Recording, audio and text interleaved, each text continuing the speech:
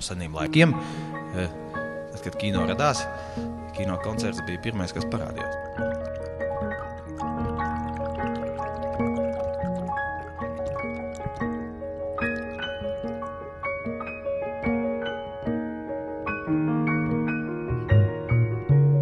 Mēs atgriežamies pagātnē, un tā būs tā kā maz tāda pagātnes elpa 21. gadsimtā.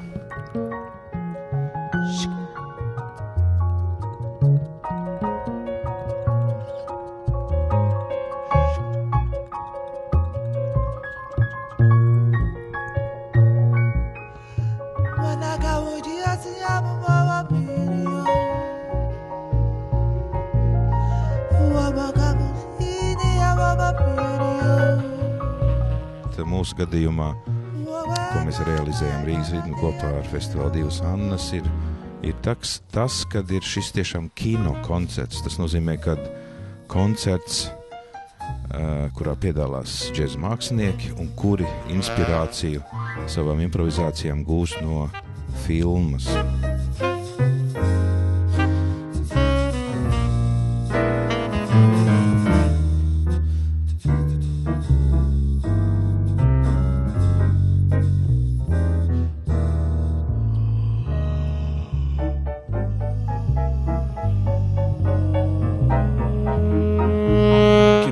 Vispār priekš manis ir kaut kas jauns, un tāpēc arī ir interesanti vispār. Radīt uz vietas, tas ir radīt uz vietas, tas nav radīt mājās, un tas jau ir tas izaicinājums, ka būs ļoti daudz jaunradzes un daudz labas mūzikas.